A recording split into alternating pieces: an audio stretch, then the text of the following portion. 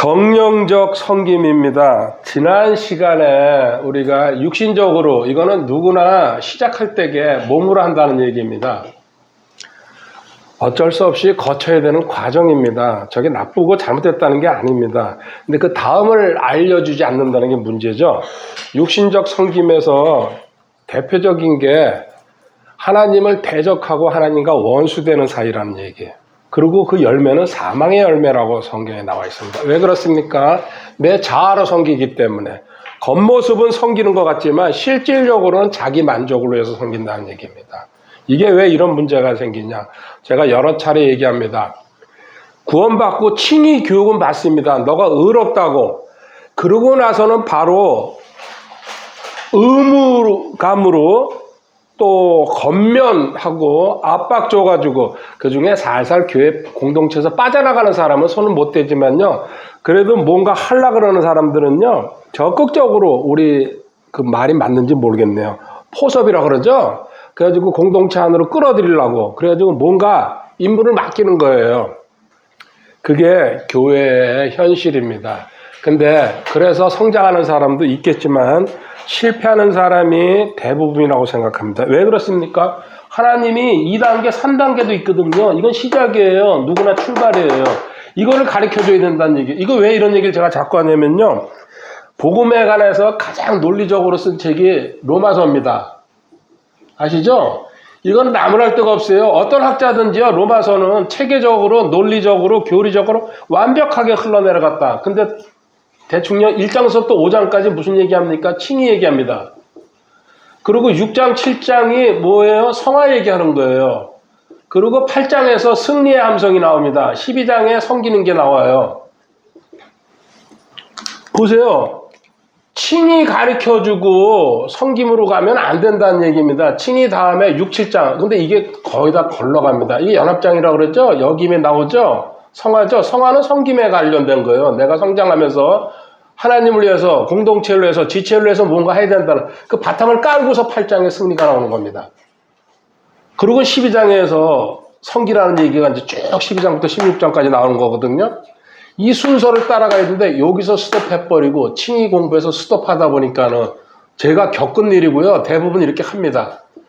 요걸 생략하고 하는 겁니다. 이해도 안 되고 믿어지지 않으니까. 문제는 거기 있는 거예요. 자, 그러면 세 개를 비교 한번 해볼게요. 이 세 개의 섬김이 어떤 근본적인 차이가 있는지. 육신적인 섬김은 겉은 섬기는 거지만 속은 나가 움직이는 것, 자아가 움직이는 겁니다. 이사야 29장 13절 한번 가보세요. 13절. 이사야 29장 13절에 그러므로 주께서 이르시되 이 백성이 자기 입으로는 나를 가까이 하며 자기 입술로는 나를 공격하나. 보십시오. 입과 입술로 입만 살아서 움직인다는 얘기입니다. 금붕어처럼. 그들의 마음은 내게서 멀리 떠났고 그들이 사람들의 훈계로 가르침을 받아 나를 두려워하는도다. 아멘. 사람 의식하면서 자기 만족하려고 자랑하고 싶어서 인정받고 싶어서 위선이죠. 칭찬받고 다른 사람과 비교하고 억지로 감정 때문에 기분 좋을 때, 기분 나쁠 때 다르죠. 또 환경 따라서 그리고 사람 의식하죠. 장로 의식하고 목사들 의식하고 그리고 그 소속감, 그 공동체에서 나 밀려나지 말아야지. 그리고 습관적으로 그리고 이 행동엔 보상이 따른다 그러니까 이런 여러 가지 이야기를 했습니다. 겉은 섬기는 척하지만 속은 다르다. 또 이사야 같은 1장 13절에 뜰을 밟고 하는 사람들. 이거 성령적은 뭐예요? 성소예요. 이거 영적은 뭐예요? 지성소. 공동체 오면요. 교회 마당만 밟고 한다는 얘기입니다. 밥만 먹고 하는 사람들. 예배 드리고 그냥 살짝 빠져나가는 사람들. 근데 성소에도 못 들어오고 지성소에도 못 들어오고 여기 뜰만 밟고 하는 사람. 이거 똑같은 얘기예요.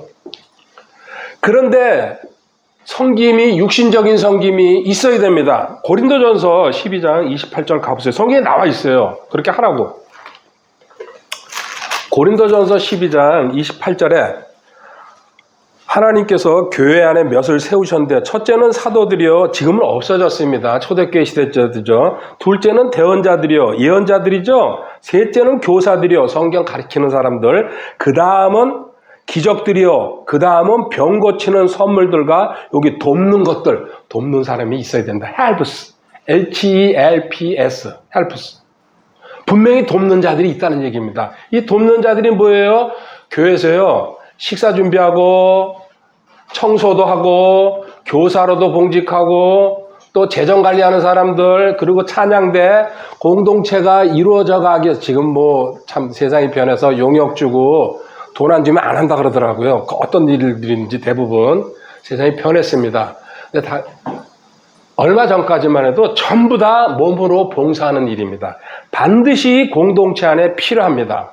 돕는 것이라고 정확하게 나와 있잖아요. 그리고 로마서 12장 6절부터 이 돕는 사람들 얘기가 또 쭉 나와 있습니다. 육신적으로 섬기는 것, 돕는 것이라고 영어 HELPS 분명히 나와 있다는 얘기입니다. 그런데 이렇게 하다 보면은 여기서 뭔가 깨닫는 게 있다는 얘기예요. 뭐예요? 이게 끝일까? 지치게 돼 있어요. 이렇게 나 혼자 한다는 얘기는요. 궁핍함이 내 안에 들어와야 됩니다. 또 한번 좌절, 이 두 가지가 필수예요. 이거 안 겪는 사람은 여기서 못 벗어난다는 얘기죠. 궁핍함과 좌절과 지침과 실망이 올 때에 성령님께서 역사해가지고 어디로 넘어가는 겁니까? 이제 성령적으로, 이게 혼의 섬김이에요. 몸의 섬김에서. 그래서 영혼 몸을 필수적으로 하나님이 왜 이런 식으로 당겨 나눴어요? 몸으로, 혼으로, 영으로 섬기라는 얘기입니다. 자, 혼의 섬김은 성령님의 감동과 성령님의 인도, 또 성령님의 능력, 성령님의 은사, 그렇게 해가지고 자발적으로 서서히, 여기는 억지로 했던 거예요. 사실은 억지로. 이렇게 자발적으로 하나님 앞에 내가 섬겨야 되었구나. 성령님의 인도죠. 두 번째, 그러면은 육신적인 섬김과 성령적인 섬김의 결정적인 차이는 말씀이 있다는 얘기입니다. 여기서도 말씀은 들어요. 아멘도 하고. 그렇지만 이게 내 중심에 오는 게 아니에요. 적당히 한다는 얘기입니다. 타협하면서. 근데 성령적인 단계로 오면요, 말씀이 확고하게 나한테 들어오면서요, 이 말씀 따라 가야 되겠구나. 기준이 생긴다는 얘기입니다. 이게 결정적인 차이예요. 그래서 갈라디아서 5장 16절, 17절에 가보세요. 갈라디아서 5장 16절, 17절. 그런즉 내가 이것을 말하노니 곧 성령 안에서 걸으라. 그리하면 너희가 육신의 욕심을 이루지 아니하리라. 보세요. 성령과 육신을 딱 대비시켰어요. 그 차이는 뭐라 그랬어요? 말씀이에요. 육신적으로 섬길 때는요, 말씀이 그냥 그저 그래요. 하나님 말씀이라고만 인정하는 정도예요.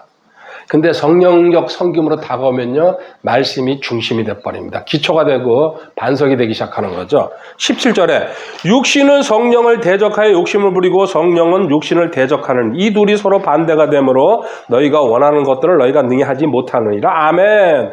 육신과 성령은 충돌할 수밖에 없다는 얘기입니다. 그리고 자, 말씀 중심인데 이러다 보니까요, 무슨 일이 생기냐면요, 공동체, 교회죠.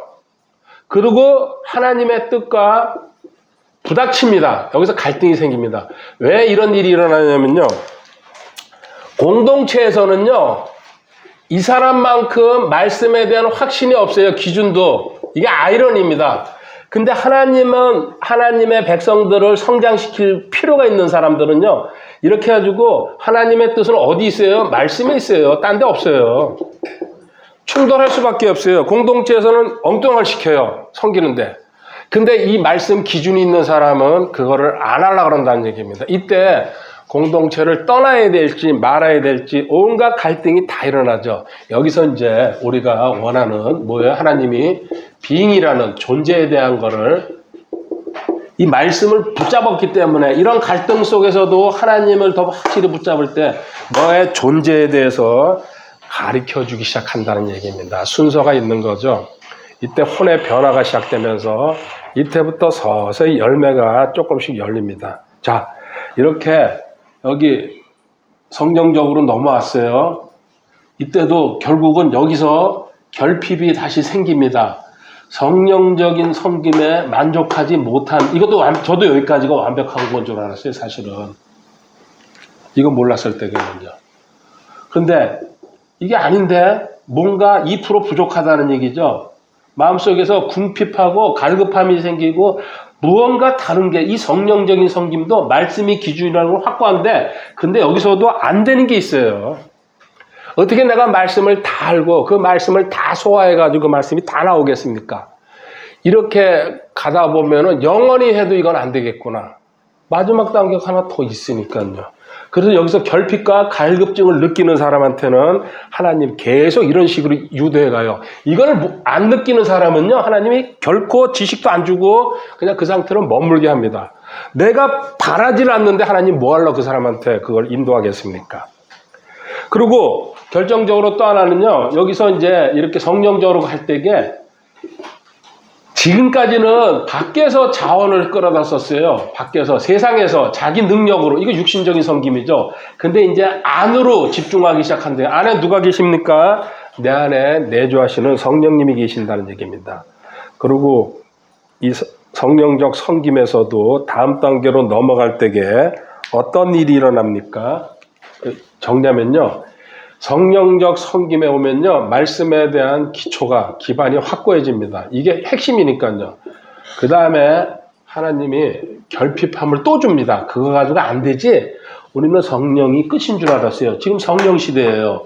그런데 하나님은 이것도 거쳐가는 과정이라는 얘기입니다. 이 결핍, 이게 뭔가 더 있구나.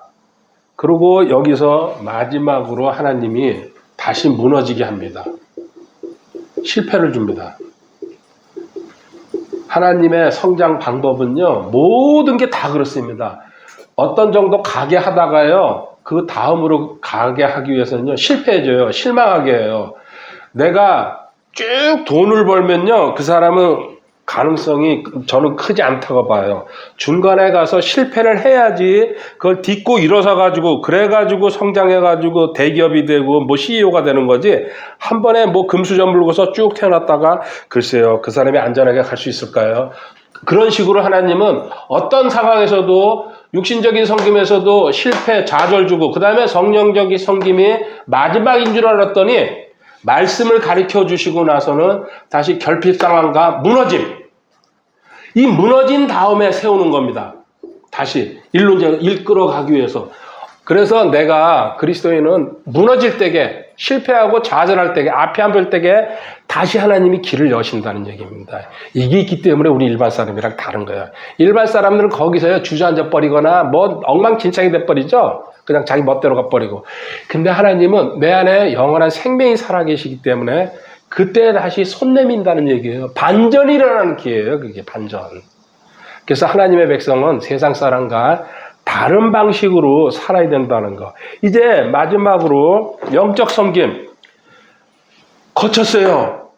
이제 우리 영이 뭐예요? 하나님과 교통하는 기관이고 성령님이 이 영 안에 계시는 거예요. 들어와가지고 내주하시는 거예요. 지성소예요. 구약에서 이스라엘은 1년에 한 번 대제사장만 들어갈 수 있어요. 근데 우리는 모시고 계세요. 이때 되면요, 이거 다 거쳐오면요, 하나님 말씀만, 하나님 뜻만 붙잡게 돼 있어요. 왜 그래요? 딴 사람이 비교하고 내 보상, 만족, 자랑 이거 아무 신경 안 씁니다.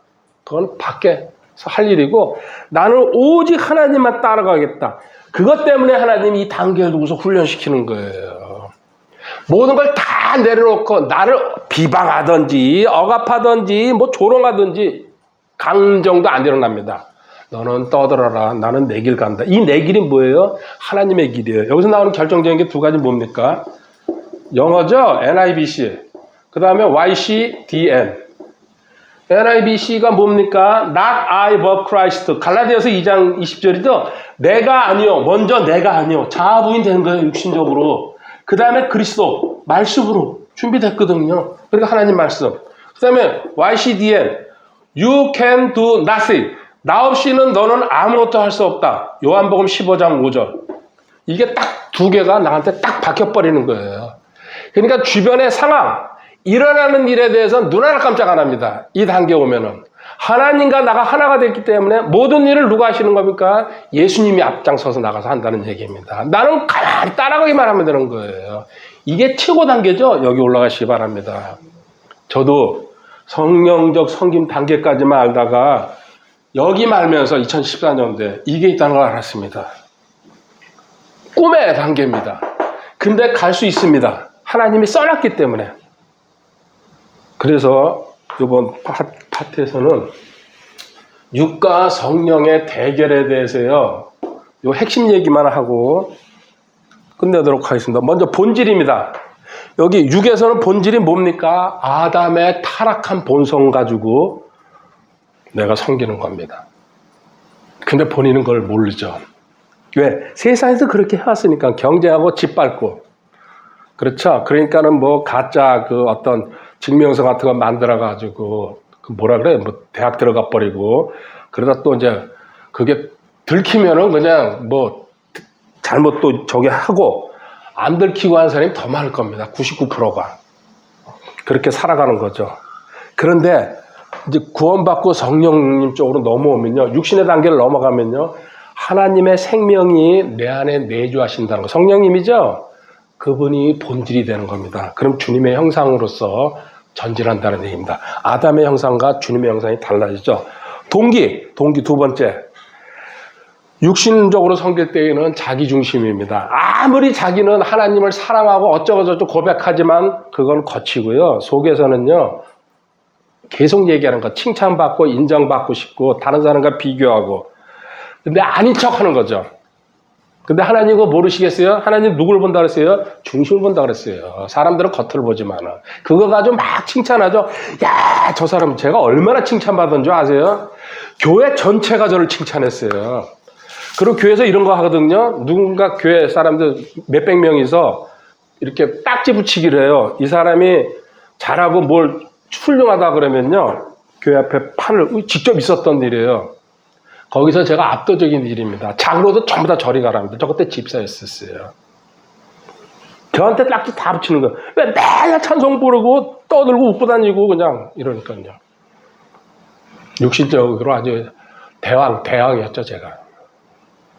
그런데 성령적으로 동기가 오면요, 어때요? 하나님 중심이 되면서 순종하고 싶고 사랑하고 싶어요. 근데 이게 어디서 기준이에요? 말씀에서 배우면서요. 말씀 기준이 되는 거예요, 동기가. 세 번째, 방향성. 어떤 방향성을 갖고 있냐? 육신적인 섬김은 뭡니까? 땅에 집중하는 거예요. 너는 아니라 그러지만은. 근데 영적 섬김은 위에, 성령적 섬김. 이게 골로새서 3장 1절, 2절입니다. 위의 것을 바라보면요. 아무리 어려운 상황에서도 하나님은 생명과 평안함을 줍니다. 근데 땅의 것을 계속 붙들려고 할 때의 결과는 뭡니까? 죄와 사망으로 간다는 얘기. 명확하게 이분법으로 써놨습니다. 근데 사람들은 깨닫지 못하면 성도들이죠. 땅의 것 붙들고서 발버둥 치고 있어요. 그 죽음으로 가는 길인데. 흠중멸, 약병장 이런 얘기 거기서 나오는 겁니다. 그 다음에 여기 권위 문제. 육신적으로 섬길 때에는 뭐예요? 권위, 거부하고 대적하고 변명하고 핑계댑니다. 이게 무슨 얘기예요? 이쪽에서. 자, 권위가 근데 육신적으로 섬길 때에는 어떻게든지 그거 듣는 척하지만 행동으로 안 나간다는 얘기죠. 근데 성령적 섬김으로 가면은 순복이라고 얘기합니다. 복순이죠, 원래. 복종하고 그다음에 순종. 근데 그 전에 아멘부터 그 다음에 사랑의 단계로 가고 그 다음에 생명의 단계로 간다는 얘기입니다. 이거를 하나님 훈련시키려고 여기다 뭘 뒀습니까? 국부남 주리지를 둔 거죠. 이 땅에다가. 국가, 부모, 남편, 주인, 리더, 지체. 그래가지고 이 육신적인 섬김에 있는 사람은요. 아멘 해요. 아멘. 아멘을 해요. 근데 안 해요. 이 사람들 보면은. 피하고 말 안 들으려고 합니다. 그리고 한 발짝 더 발전한 사람들이 복종과 순종의 단계까지는 간다는 얘기입니다. 근데 성령적 섬김의 단계가 와야지, 말씀을 알아야지 진짜로 사랑하기 시작합니다. 이 사랑이 끝이 아닙니다. 사랑 위에 생명이 있습니다. 주님 생명이 내 안에 들어있기 때문에 이 생명으로 움직여야 된다는 얘기. 이거보다 생명이 더 위에요. 윗단계예요. 근데 사랑까지만 와도 대단한 거죠. 이게 권위에 대한 자세입니다. 굽혀야 됩니다. 우리는 누구한테든지. 마지막 결과 볼까요? 결과. 그러면 어떤 육신적인 섬김에서는요. 섬기면서요. 미움, 다툼, 시기가 계속 일어나요. 자기랑 비교하게 돼 있거든요. 그리고 자기 자신이 정죄함, 낙심, 불안, 의심 온갖 게 다 돌아다닙니다. 바른 섬김이 아니기 때문에 하나님이 쪼는 거예요. 주저앉히려고요. 그게 아니다는 얘기. 그러니까 내 마음이 불안정해가지고요. 의심, 갈등, 별 생각이 다 일어납니다. 마음이 깨끗해져야 되는데 그게 육신적인 섬김의 특징입니다. 결국 이렇게 해가지고 계속해서 육신적인 섬김으로 가면 하나님이 약병잠으로 가게 하는 거예요. 뭐예요? 약하게 만들고 병들게 하고 그 다음에 잠들게. 깨닫지 못하면 너는 가라 이거죠. 그리고 육신적인 섬김은 아무리 결과가 좋은 것 같아도요. 솔로몬 왕이 뭐라 그랬어요? 헛되더라. 허무한 밖에 안 남습니다. 근데 성령적 섬김으로 가면은 이거 뭡니까? 성령적 섬김은 뭡니까? 의와 화평과 기쁨이 내 안에서 설설 올라오기 시작한다는 얘기입니다. 그리고 믿음, 소망, 사랑도요. 계속 이게 무슨 뜻인지 자꾸 올라오기 시작합니다. 말로만 듣던 것들이. 완전히 달라집니다. 갈라디아서 3장 3절 보고 첫째 파트 끝내도록 하겠습니다. 갈라디아서 3장 3절에요. 너희가 그렇게 어리석으냐? 너희가 성령 안에서 시작하였다가 이제는 육체로 완전해지고자 하느냐? 아멘. 성령으로 시작했으면 계속 성령으로 올라가야 된다는 얘기입니다. 영적 단계까지. 근데 거꾸로 가죠? 하나님의 은혜가 필요한 시간입니다.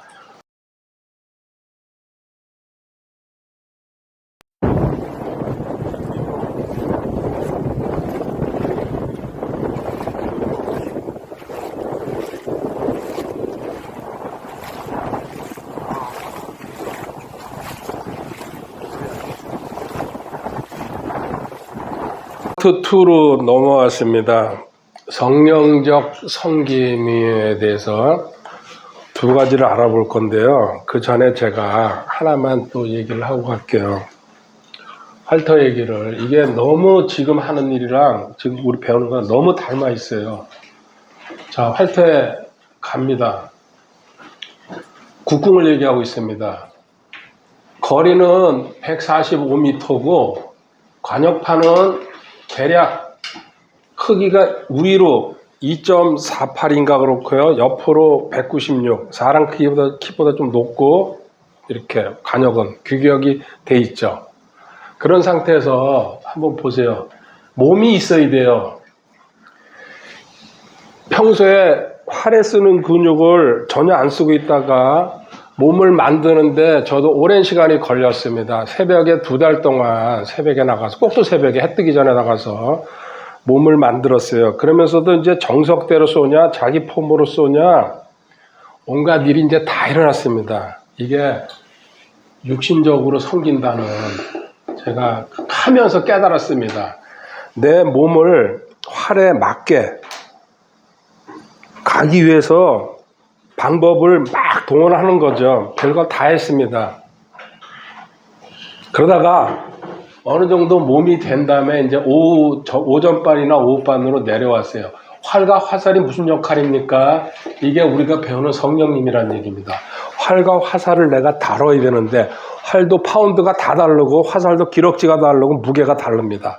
어떤 거를 선택할지 저도 8월 15일 날 결정했어요. 지금 제가 9개월, 한 달 쉬었으니까 8개월 정확하게 했거든요. 11월 15일부터 시작해가지고. 올 11월 15일 되면 1년 되는 겁니다. 그래서 활과 화살을 찾기 위해서 다 쏴봤습니다. 계속해서 내 몸에 맞는 게 내 활이 어느 걸까. 그래서 이제서야 제 거를 8월 15일 엊그저께죠. 정했습니다. 이제 이거 하나만 계속 쏘자. 그러죠. 어느 시간까지. 그러고는 어떤 시간이 넘어가면 반드시 하나님이 깨달음 줄 것이다. 여기에 줌손, 깍지손, 이거 5대5 비율 맞추는 거, 죽머리 엎어라, 고개 숙여라, 별 이야기가 다 들어가 있습니다. 자, 내 몸을 저는 원래 활과 화살을 내 몸에다 맞추려고 노력을 했어요. 바보 같은 짓이죠. 근데 그게 안 된다는 걸 알고 이제 몸이 화살과 활에 따라가야 되는구나. 그래서 그거 이제 깨달았어요. 9개월 만에. 그래서 활을 정하게 됐고 마지막으로 관역판이 남았어요. 이게 영이에요. 몸, 혼, 영. 이게 몸과 육신과 성령님과 하나가 되면 여기서는 5대5라고 얘기한다. 밸런스가 맞으면은 관역판에 가서 명중하는 거예요. 너무 놀랍더라고요. 그래서 8월 15일 날은요, 심지어 하나님 8월 12일 날 화요일입니다. 그런 일이 한 번도 안 일어났는데 4명이서 편사를 하는데 그분들이 쏘는 화살이 관역판에 맞아가지고 떨어지는 모습이 제 선글라스 안에서 슬로우 비디오로 다 돌아가는 거예요. 근데 그게 매일 일어날 줄 알았어요. 그 다음날 갔는데 안 되더라고요. 놀라운 거죠. 그래서 제가 그때 깨달았어요. 몸, 성령님, 영, 이 세 개가 저는 이제 그래서 글을 쓸 겁니다. 이제 카페에다가 이거는. 이게 이렇게 조화롭게 돌아가기 위해서 내가 9개월 동안 발버둥 치고 있는데 결국은 하나님이 개입하셔가지고 일로 가게 해야 되는구나. 이 얘기하면서요. 성령님 우리한테 어떻게 개입하는지 보겠습니다. 여기 먼저 육신적인 단계.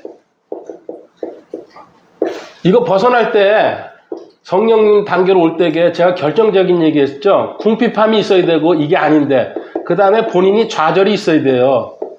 이걸 하는 사람한테 하나님이 개입하셔가지고 이제 일로 들어가게 합니다. 회복이라는 얘기예요. 좌절했죠? 단순하게 한번 생각해 보세요. 베드로가 예수님 배신하고 좌절했어요. 그때 예수님이 나타나가지고 격려합니다. 베드로가 자신감 있을 때에 하나님은 쓰시지 않습니다. 누구든지 좌절하고 실패하고 절벽 끝에 섰을 때에 하나님은 다시 돌아오게 합니다. 내 자아의 실패, 내 육신의 실패를 인정하고 그때 대해서의 하나님의 은혜, 말씀을 수용하려고 그러거든요. 호세아 6장 1절 한번 가보세요. 이 말씀이 이거를 제가 설명한 거예요. 호세아 6장 1절을. 그래서 그리스도는 다시 얘기합니다. 실패하고 좌절하고 지쳤을 때가 기회라는 얘기입니다. 오라, 우리가 주께로 돌아가자. 그분께서 우리를 찢으셨으나 상처 주고 징계했다는 얘기입니다. 찢으셨으나 우리를 낫게 하시라. 다시 회복시키는 것만 하나님이에요. 그분께서 우리를 치셨으나 우리를 싸매어 주시라. 아멘. 할렐루야, 할렐루야. 그래서 그리스도인은 어떤 상황에서도 나는 반드시 하나님이 세워준다. 그래서 제가 우리 아이들한테 가르친 게 그겁니다. 죽음의 순간에서도 포기하지 마라. 하나님이 나를 바라보고 어디 계세요? 내 안에 계신다. 그러니까는 일반 사람과 우리는 다른 생활을 살아가는 거예요. 근데 일어나는 거예요. 회복시켜준다고 약속하시잖아요. 실패한 사람만 하나님께서 회복의 기회를 주십니다. 그리고 그때 붙들어야 됩니다. 그걸 갖다가. 그리고 돌아서야 돼요. 그 길에서. 간 거에 대해서는 징계는 받겠지만은 하나님은 빨리 회복시켜가지고 다시 준비시키죠? 뭘로 준비시켜요? 말씀. 이제 교리 공부는 이 말씀이 뭐라는 거 중요성을 갖다가요. 스스로 깨닫습니다. 그리고 또 여기 플러스 이제 기도까지 들어가야죠. 좋죠, 그러면은. 이거 두 가지가 시작된다는 얘기예요. 이때 너의 성장은 이제 새롭게, 물론 너도 설교 듣고 성경 공부했지만은 그때는 기준이 확실치 않았다는 얘기입니다. 남이 하니까 나도 그냥 하는 거예요. 근데 이때 되면요, 자기 내마가 생깁니다. 확실히 붙들어야 될 말씀이 생긴다는 얘기입니다. 내가 아프면은 주체나고라는 거.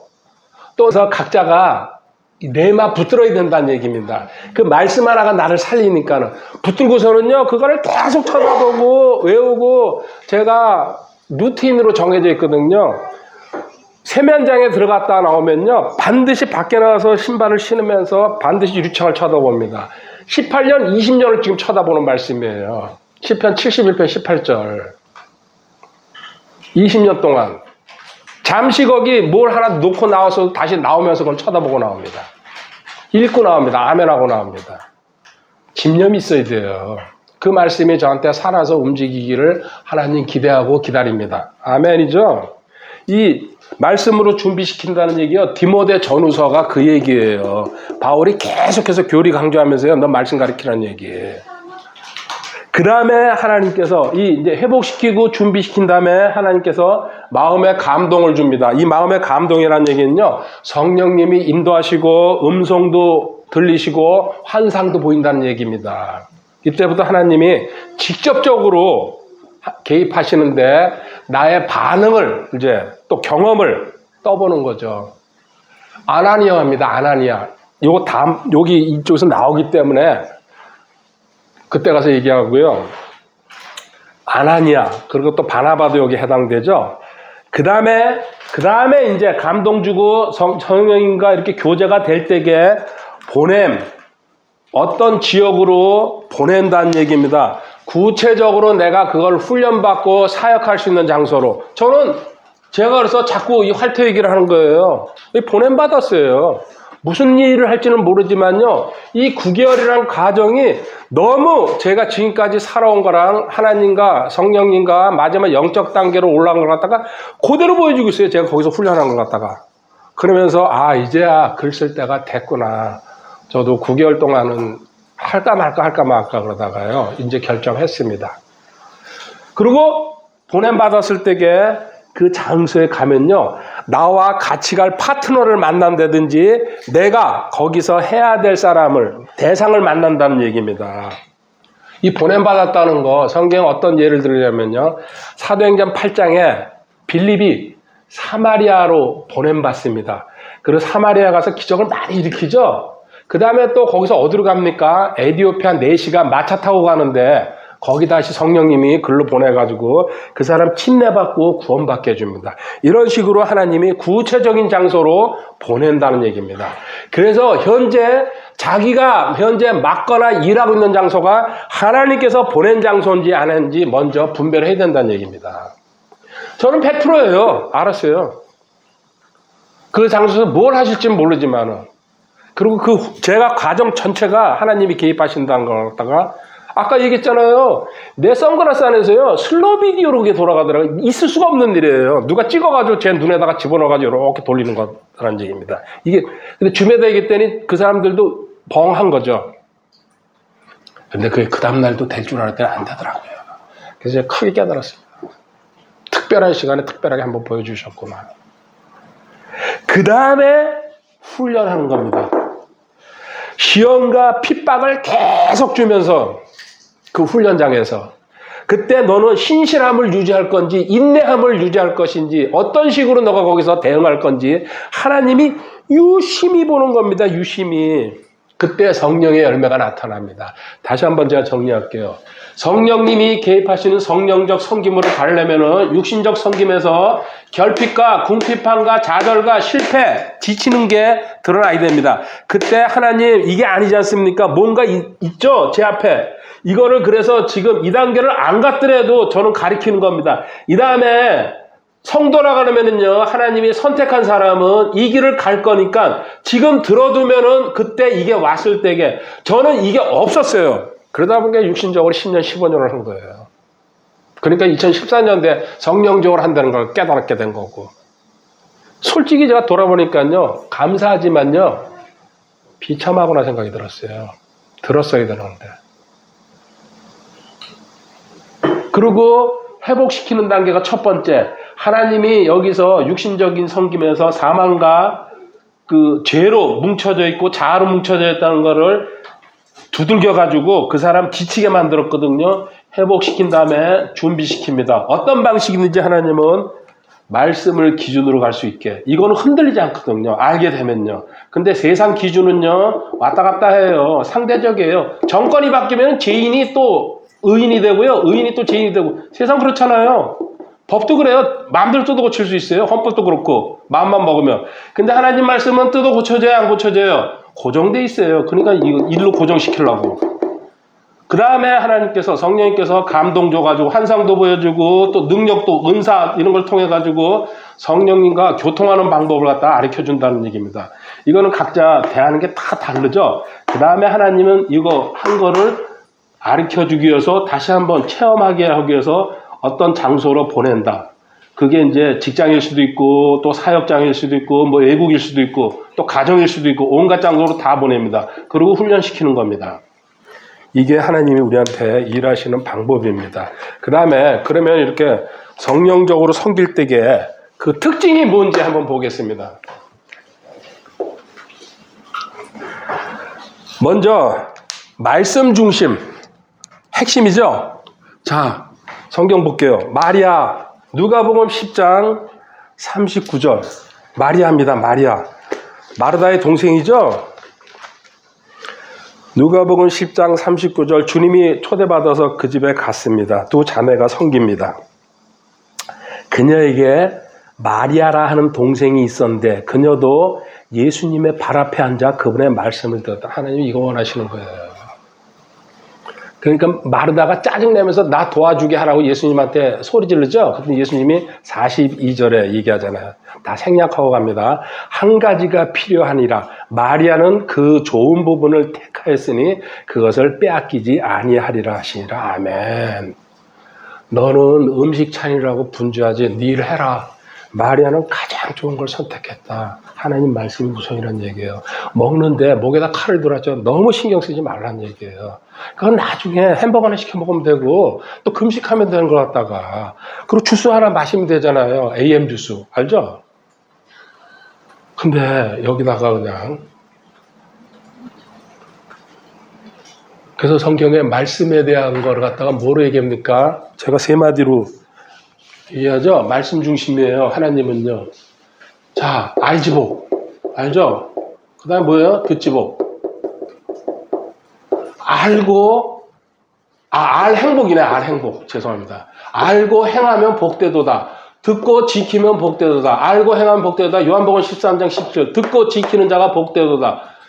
알고 듣는 게 먼저예요. 그 다음에 행하고 지키라는 얘기예요. 그 다음에 하나님께서 복 주신다. 듣지복은 누가복음 11장 28절에 있어요. 말씀이 기준이에요. 이거 귀찮고 공부하기 싫으니까는 그건 그렇게 놔두고 나는 내 방식대로 할 거야. 육신적이라는 얘기죠. 죄와 사망으로 빠져들어가는데. 이렇게 말씀이, 이건 같은 건데요. 제가 일부러 나눴죠. 말씀이 중심이 되면요. 믿음이 이 말씀과 믿음은 같이 가는 겁니다. 말씀이 없기 때문에 내 믿음이 왔다 갔다 하는 거예요. 아무라 하니까는 이거였던가 저거였던가 성경에 어디 있는지도 모르는데 그 사람이 무슨 믿음이 생기겠어요. 근데 확고한 말씀이 나한테 들어오면 믿음이 명확해진다는 얘기입니다. 이 얘기가 누굽니까? 히브리서 11장 4절에 가보세요. 누가 나옵니까? 히브리서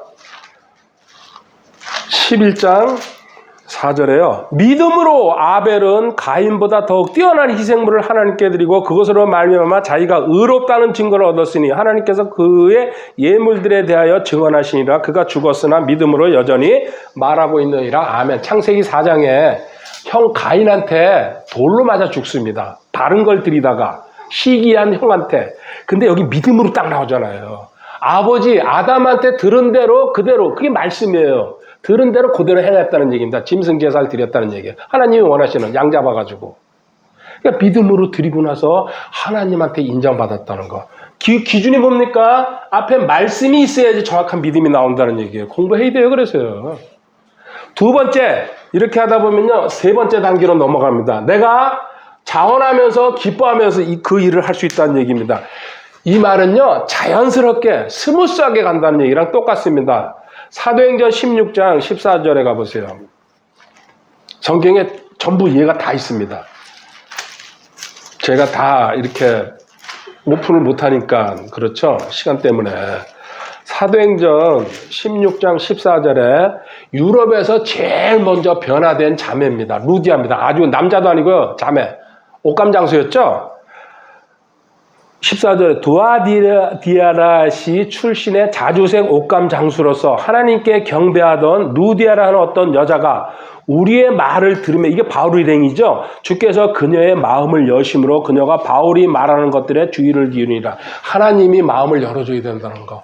이거 옷감 장수입니다. 옷감에 물들여가지고 팔던 비단 장수라고 얘기할 수 있죠. 마음을 열었어요. 하나님 믿었던 거 구약을 믿었다는 얘기입니다. 지금 신약시대죠. 그러니까 15절에 그녀와 그녀의 집안 사람들이 침례를 받고 우리에게 간청하여 이르되 만일 당신들이 나를 주께 신실한 자로 판단하였거든 내 집에 들어와 거기 머무소서 하고 우리를 강건하더라. 벌써 바울 일행을 갖다가요 모셔 들어가지고 집에. 그리고 바울이 감옥 갔다 나왔어요. 빌립보에 들어가서. 그러고 나서 그 집에 들어가니까 어떤 일이 있습니까? 보세요. 16장 40절에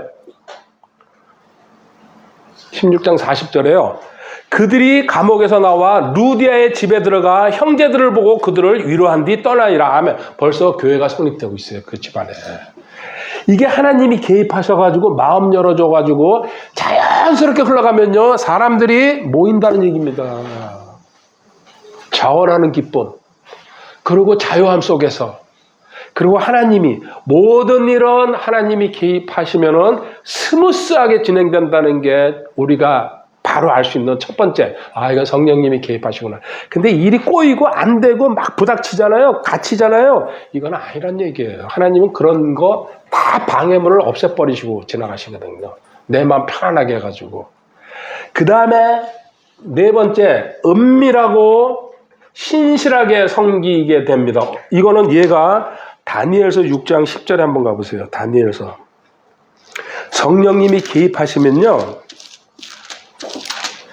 다른 사람한테 보이기 위해서 하는 게 아니란 얘기죠. 다니엘서 6장 10절에 그런데 다니엘은 그 조서에 도장이 찍힌 것을 알고도 자기 집에 들어가 자기 방에서 예루살렘을 향하여 창문을 열고 전에 하던 대로 하루에 3번씩 무릎을 꿇고 기도하며 자기 하나님 앞에서 감사를 드리더라. 아멘.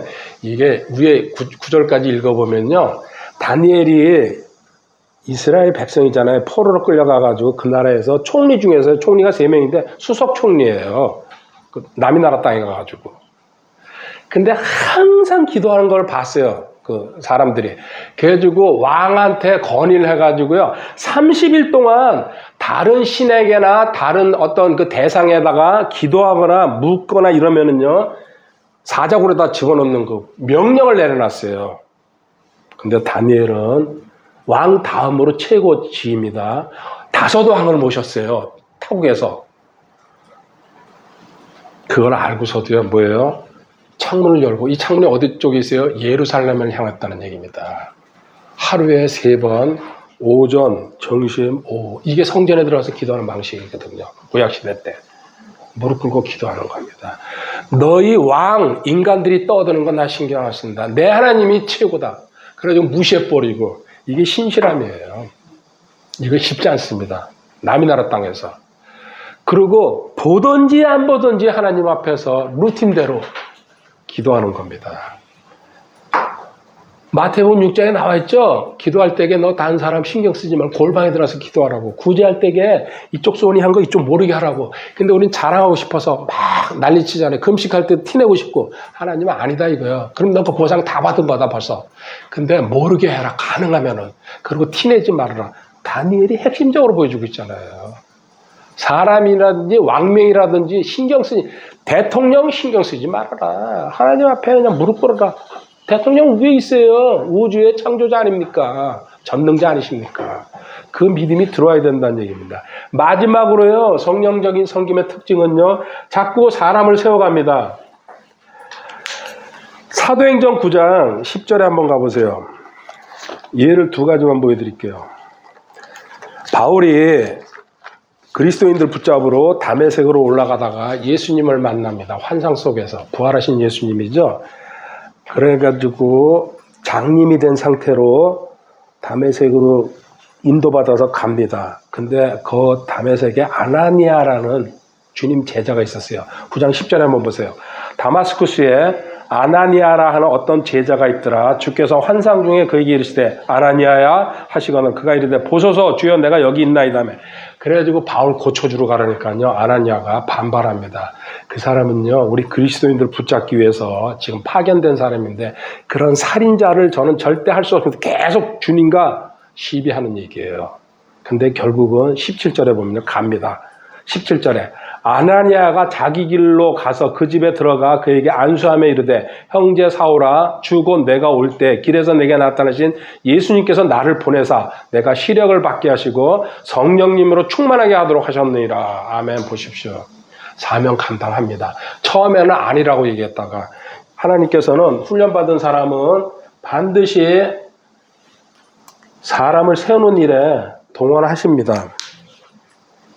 아나니아도 순종했습니다. 하나 더 보여줄게요. 사도행전 11장 가보세요.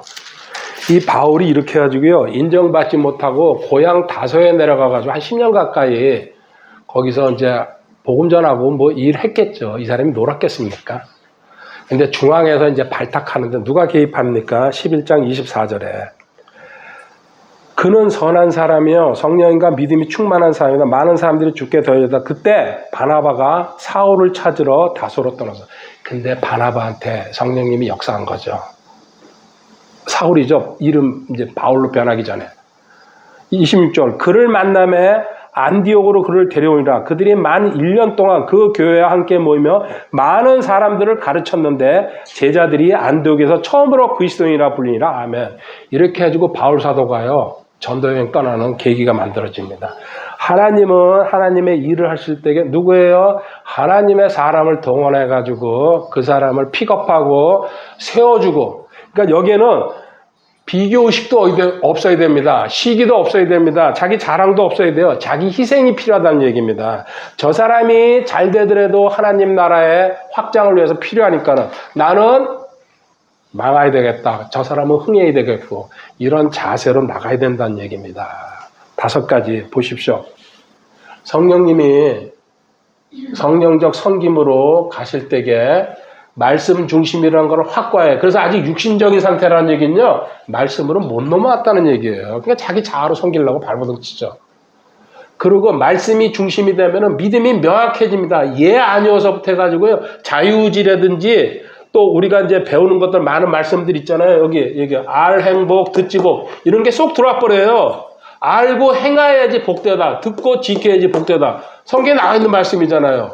믿음이 명확해지면서 그때부터는 자원한다는 거, 기쁨이라는 거, 의, 화평이라는 게 그리고 하나님의 일은 자연스럽게 스무스하게 넘어간다는 거, 방해물도 하나님이 다 쳐줍니다. 그리고 쑥 가게 만들어 버립니다. 일이 확 풀린다는 얘기예요. 꼬이고 뒤집어진다는 얘기는 하나님이 힘들게 만들어가지고 항복시키려고 그러는 거죠. 자, 그리고 어떤 상황에서도 신실함과 인내, 그리고 은밀하게 하면서 남의 인정받지 못하더라도 계속 하나님 보이지 않는 데서요. 자기 혼자 계속 일어나가는 겁니다. 언젠가 하나님이 이 일 때문에 뭔가 하실 거다 이런 믿음이 있는 거죠. 마지막으로 사람을 세우는 일에도 적극적으로 나선다는 얘기입니다. 그래도 지금 성령적 섬김만 와도요. 대단합니다. 저도 자부심 가졌었어요. 근데도 이 성령적 섬김에 있잖아요. 사실은 자아가 포함되어 있어요. 아무리 아닌 것 같아도. 다음 시간에 영적 섬김을 배워야지 주님과 직접 교통하면서 그리고 우리 직관이라 그러죠. 주님께서 주시는 직관이 뭐라는 것도 알게 되고 그리스도의 생명이 주님과 하나된 연합된 생명이 흘러나온다는 얘기입니다. 여기서도 2% 부족하다는 얘기입니다. 저도 요게 최고인 줄 알았어요. 근데 이제 주님과 하나 된 상태에서 연합적 섬김. 주님이 하시고 나는 따라가는 겁니다. 그럼 완벽하죠. 자아라는 자체가 없습니다. 이 단계 다음 시간에 공부할 겁니다. 퇴근합니다. 비 오는 민머루. 아무도 없습니다.